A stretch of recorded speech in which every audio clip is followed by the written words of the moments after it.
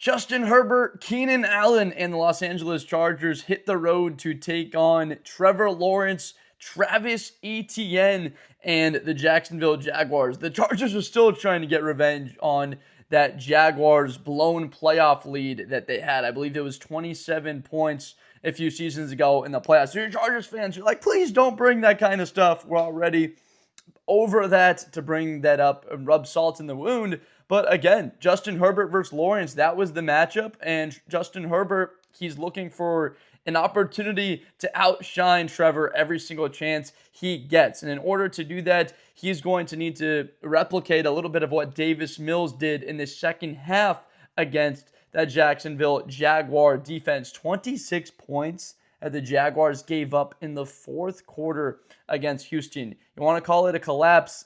You can call it whatever you want. It's called not stopping anybody. The Texans had a 3rd and goal from the 14-yard line, and Mills runs it in for the score. You could see Devin Lloyd really trying to make a play on that one, not able to get over there and to stop it. For the Jaguars to come up with a win in this game, it needs to come from Travis Etienne and Lawrence's legs. Trevor Lawrence, we're pretty much writing him off at this point for being a guy that's not going to be the sole reason the Jaguars win any of these games. That's just not the style that he's going to play with. He's more of the game manager, and there's nothing fine with that. That's what his identity is. Look, you play good enough defense, and you run the football, take care of the ball, you can win. The issue for Trevor Lawrence has been his completion percentage this year. It's been low. He's only completing 59% of his passes on the season, turn the football over too much, and not throwing enough passing touchdowns. 10 touchdowns, 7 interceptions.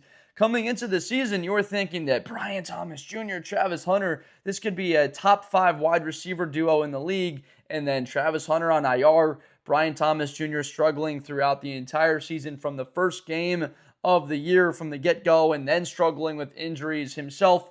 So it doesn't even look like either of these guys will be available for this game. So it's a big load for Travis Etienne to carry. He's going to have a 23, maybe 26 type carry day against this Los Angeles Charger defense, because what you don't want to do is have Trevor Lawrence sit back there and throw the football over 40 times. This Chargers front is just too good. Tuli Tuipulotu has been incredible this year. Probably one of those names a lot of non-Charger fans don't know about, or non-USC Trojan fans that now know him in LA, where he gets drafted in the second round a few seasons ago. He's been terrific for them. Khalil Mack still doing it at a high level. He sacks Aaron Rodgers, a familiar foe. You've heard that combination before. Khalil Mack sacks Aaron Rodgers, and then for the safety, that was a big turning point in that game.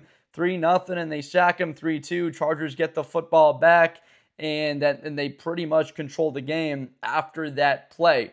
This Jaguar team has to create takeaways. They got to capitalize and get after Justin Herbert. Justin Herbert was sacked 5 times, but I really think an important asterisk next to that would be there weren't really any major killing sacks. Like, man, that is a drive killer.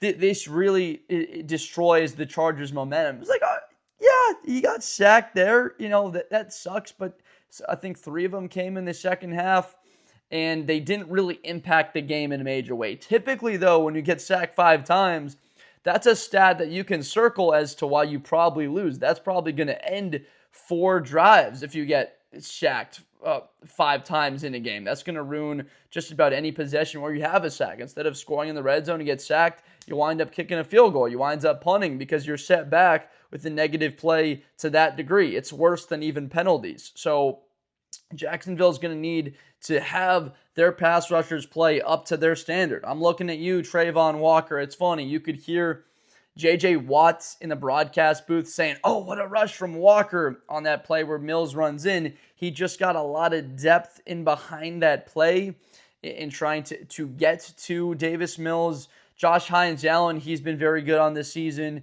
so they're going to need him to get after it. I think that the Jacksonville Jaguars can get to Herbert. I think they can get to him 4 or 5 times. It's clear that offensive line for LA is going to be bad the rest of the season. No Slater, no Alt, Mekhi Becton trying to get back healthy.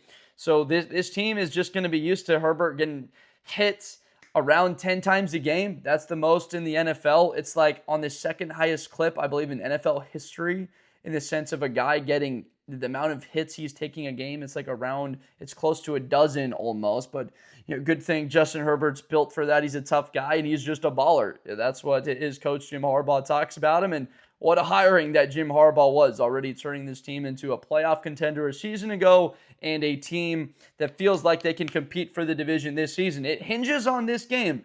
Now, I think Charger fans would be disappointed if they wound up with a wild card this season. They feel like they're good enough to win that division. But a game like this against the Jaguars, this all but guarantees that the Chargers could get a wild card slot. I'm not saying it clinches them a playoff spot right now, but a head-to-head win over Jacksonville, you moving to 5-3, you moving to 8-3 on the season, then falling to 5-5, a 2.5 game lead plus the tiebreaker to Jacksonville is just not going to be able to come back from that deficit to bump in front of you.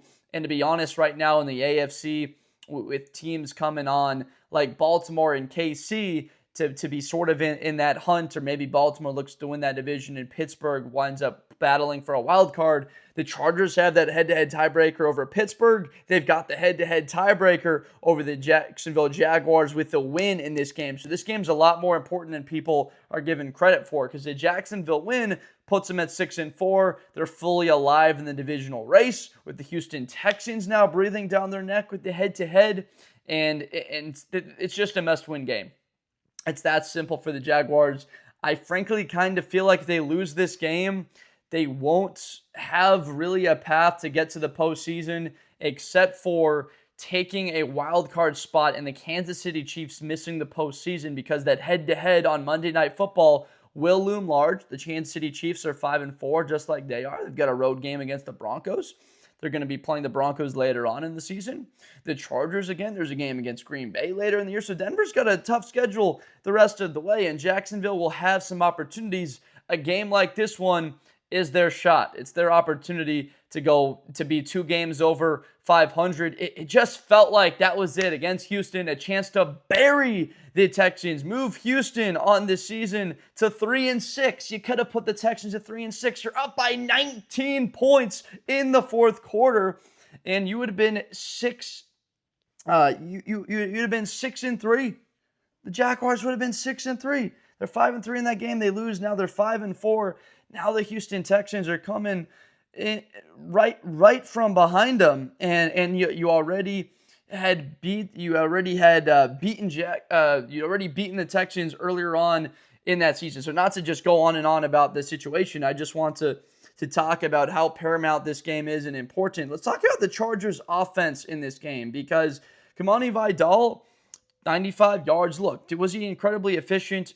He had 3.8 yards of carry and a touchdown. But they kept giving it to him. The balance was there, and it opened up the lanes, not the lanes, but it opened up windows behind that Pittsburgh secondary, where they ran it 31 times, threw it 33 times. When you have that kind of balance, you're going to present a lot of issues there. The linebackers are going to be moved. Play action is going to work in this offense. Ladd McConkey, 107 yards, that big bomb explosive play, and gets run down for Jalen Ramsey. Quentin Johnston, 42 yards, 5 catches. So that really was the bulk of the yards. You had 149 yards from those two guys, and then 71 yards from everybody else. Good news for LA. Gadsden, looks like avoiding a major injury. He could be available for this game. Again, I'm recording this video on Monday night, so it's difficult for me to fully understand if he will be available, or some of these guys, if they are playing or not, because of the scheduling and when I make this content, and just being able to make the preview and prediction. My ultimate lean in this game does go towards the Los Angeles Chargers. I have a lot more trust in Herbert delivering if this game is close in the fourth quarter. I also have a whole lot more faith in this Chargers passing attack. I mean, Johnston, McConkey, Allen, the tight ends, Conklin, or if Gadsden's available. They have so many weapons right now, and a more than capable quarterback to deliver them the football. Justin Herbert's turned it over quite a bit, but he's got 19 touchdowns on the season. He's close to the league lead in those categories. He's I believe, in the top 10 overall. So clearly a top 10 type quarterback. At this day and age, Justin Herbert's just a better quarterback than Trevor Lawrence. You can trust him in the key spots, like the game-winning drive against the Miami Dolphins. Does Trevor Lawrence take them down the field with that field goal winning drive? You're not so sure. So the weapon disparity on offense is far different. I got to give the Jaguars a lean on the offensive line, just a tad here in this game.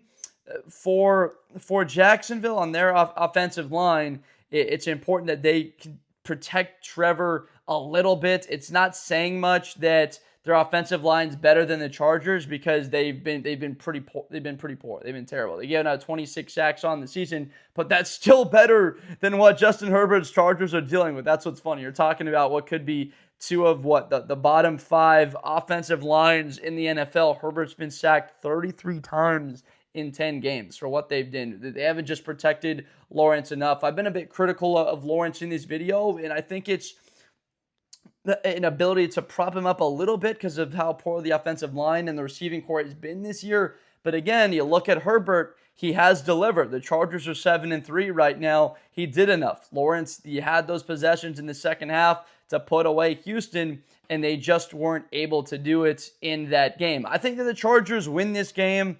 I've got a lot of confidence that they get a win on the road, move to 8-3. I think it could be rather close. Look, this Jaguar team, they could force a takeaway, get to Justin quite a bit. 27-20 feels about right. Don't really see either team scoring 30. This Charger defense is a top 5 units in the league. You'd probably have to say statistically of what they've been the entire season. They've just been phenomenal. In points a game, they're only giving up 20 a game. That's top 10 in the NFL. They haven't been great in the differential because of the turnovers, but they are 5th in the league in interceptions. They're 5th in the NFL in sacks with 29, and they are 1st in the NFL in time of possession. They're scoring 24 points a game, which is towards the middle, and then top 10 in the league. They're 8th with 368 yards a game. And Jacksonville backs up their offense with some pretty decent numbers. But again, a lot of the times when you break down these NFL matchups, it comes down to quarterbacks, and I just got a bit more faith in Justin Herbert than Lawrence in this game, and in that defense than Jacksonville and them crumbling at the end of that game. That was really disappointing because I talked so positively about this Jaguar unit. They just haven't sacked the quarterback enough this season.